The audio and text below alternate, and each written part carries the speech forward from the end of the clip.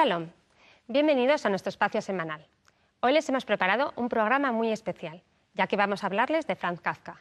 Nacido en el seno de una familia de comerciantes judíos, Franz Kafka se formó en un ambiente cultural alemán y se doctoró en Derecho. Pronto empezó a interesarse por la mística y la religión judías, que ejercieron sobre él una notable influencia y favorecieron su adhesión al sionismo. Su escritura se caracteriza por una marcada vocación metafísica y una síntesis de absurdo, ironía y lucidez. Para profundizar en este tema, contamos con un asiduo colaborador de nuestro programa Shalom, Gustavo Perendik, que recientemente ha publicado su libro Kafkania sobre la obra de Franz Kafka.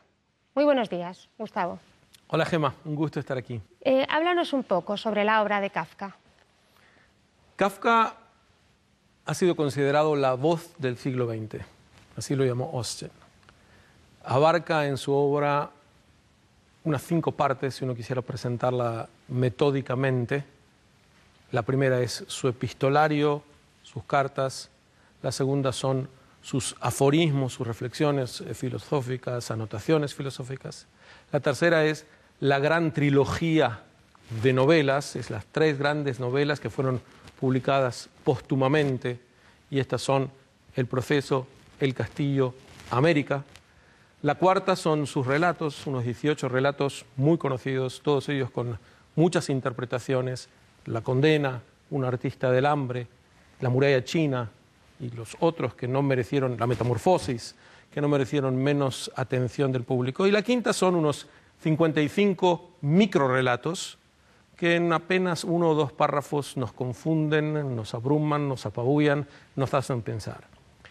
Lo llamativo de que él fuera la voz del siglo XX, quien más representara las angustias, las esperanzas frustradas de la gente del siglo XX, es que finalmente, cuando uno se aproxima a su obra, es difícil identificarse con alguien que se convierte en un insecto, o con alguien que está aplicando una máquina torturadora con suma frialdad, o con un padre que condena a su hijo a morir ahogado y éste cumple con la voluntad de su padre expeditamente, obedientemente. Ninguno de los personajes kafkianos despiertan en algún momento una identificación natural de las personas, y por eso llama la atención de por qué la validez de una obra tan críptica como esta, y por qué su vigencia. Porque no hay autor, tal vez una excepción a esta regla, sobre el que se escriba más, sobre el que se hagan más congresos, se publiquen más libros, se hagan más interpretaciones. Decenas de miles, no miles, decenas de miles de publicaciones sobre Kafka abundan, renuevan, vuelven a abordarlo, lo que lo transforma, obviamente, si no en la voz del siglo XX, una de sus voces más representativas. La pregunta es ¿por qué? Y más allá de un estilo que cautiva, casi hipnotiza, porque es, yo diría, una ambigüedad constante, como si yo te dijera: estoy muy feliz de estar en este programa, pero mis papeles están sobre la mesa. Y aquí aparentemente no dije nada que se contradiga, pero no tiene nada que ver con que mis papeles estén en la mesa y que yo esté feliz de estar en tu programa. Y sin embargo yo incluí la conjunción adversativa pero. Entonces el lector no se da cuenta, casi pasa inadvertido, y todo el tiempo está sufriendo de qué le están diciendo como mensaje, gracias a la abundancia de los peros y a una lógica que es muy clara en gramática, pero no tiene lógica desde el punto de vista semántico del contenido de las palabras. Entonces, más allá de un estilo que renovó la literatura, lo que Kafka hace es crear situaciones con las que el hombre del siglo XX decididamente se vio identificado. Allá, el pedido más famoso de la historia de la literatura es el triple pedido que él formuló a su íntimo amigo Max Brod. Y le dijo: por favor, estaba por morir Kafka de tuberculosis, no leas mi obra, quémala, quiero que se me olvide. Y Max incumplió por partida triple. Leyó con avidez y dedicó su vida, enteramente su vida, a hacer de Kafka un escritor muy conocido, y lo logró. Por lo tanto, aquí también tenemos una paradoja de un escritor que escribió diarios sumamente íntimos, pero que está presente en la gente que ha reconstruido su biografía minuto a minuto gracias a las novelas y a los diarios. Max Brod hizo la mayor parte de su recopilación y de su trabajo de Kafka desde Tel Aviv, desde la tierra de Israel, a la que Kafka siempre quiso ir y no lo logró porque lo venció la enfermedad.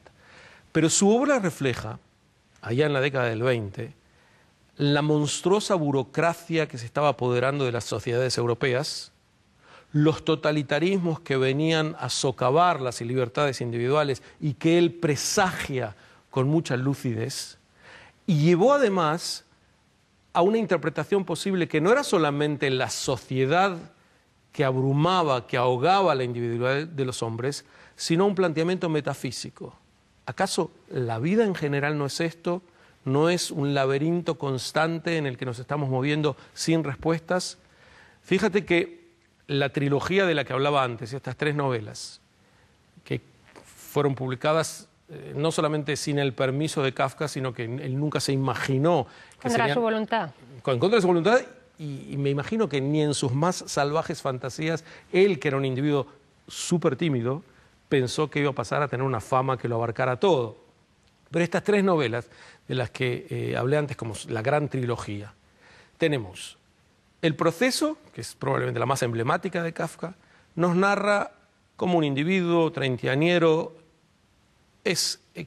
lo visitan repentinamente 2 funcionarios públicos, le dicen que está acusado de un crimen y el lector nunca se entera de cuál es el crimen porque el protagonista tampoco lo sabe, acaso el autor tampoco lo sabía.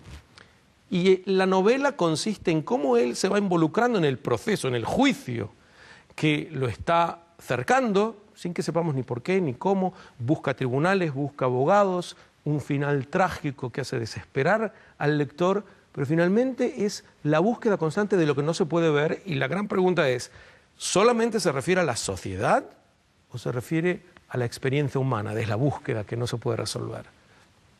La segunda, El castillo, es bastante similar. En 6 días viene un agrimensor que quiere desde una aldea entrar a un castillo para hacer algunas medidas. El castillo pertenece a un conde West-West que nunca aparece y el agrimensor nunca llega.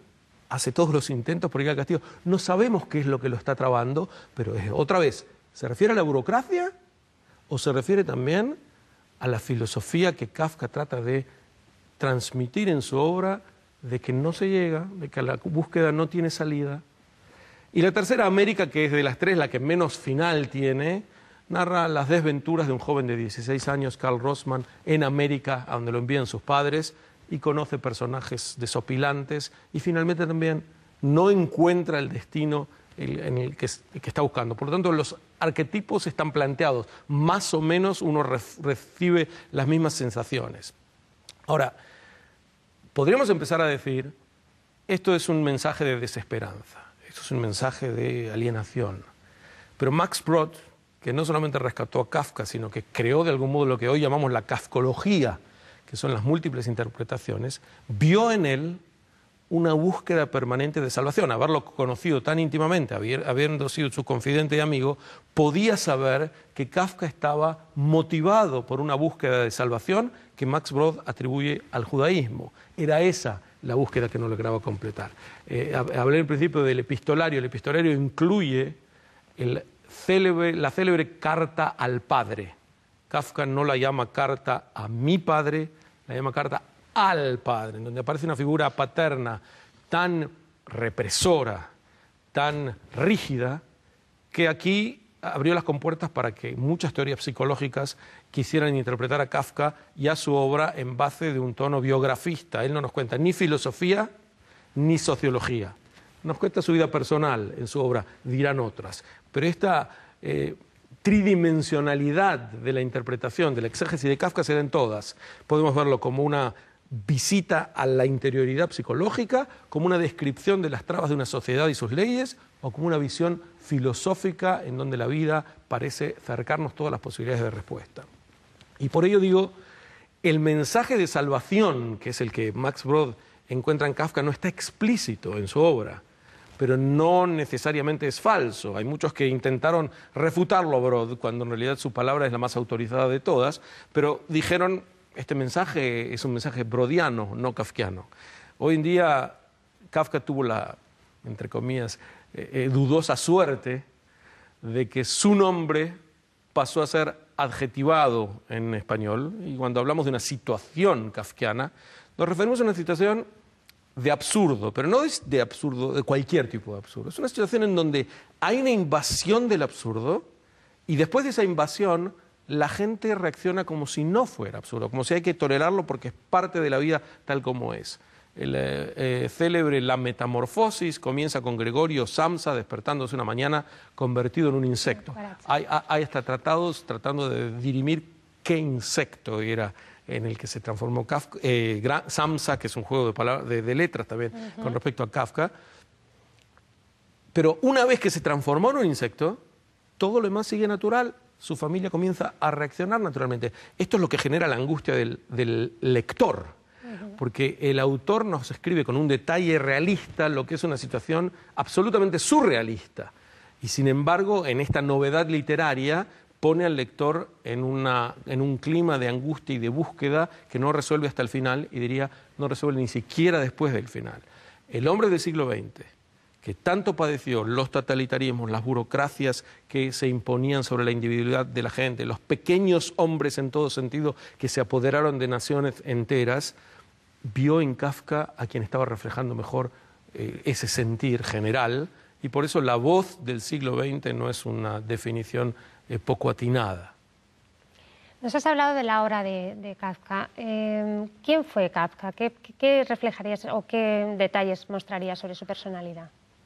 Su personalidad es bastante neurótica, su personalidad ha sido motivo de muchos escritos y biografías, sobre todo su ansia por conseguir una familia y una mujer, hasta que se acercaba al umbral de esa situación, y una vez que parecía que todo sí se podía, ahí rompía sus compromisos, ahí deshacía todo, tenía a una mujer como musa inspiradora, y esa inspiración terminaba en cuanto se transformaba en real. Es el hombre que busca hasta que sabe que va a encontrar, y ahí deja de buscar y huye despavorido de las respuestas que se pueden dar.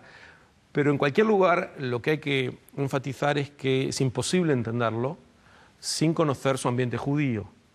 Kafka nació en un ambiente judío, se queja en la carta al padre de la poca educación judía que recibió, permite que en su obra haya muchos motivos judíos, aun cuando la palabra judío no aparece ni una sola vez, abunda en sus diarios, pero no en la obra escrita. Hay un solo texto que se llama El animal en la sinagoga, que también es misterioso como los demás, que es el único en donde la identidad judía tiene una presencia clara en la obra de Kafka, sino hay que encontrarla como un símbolo, pero no como algo que el autor presenta explícitamente.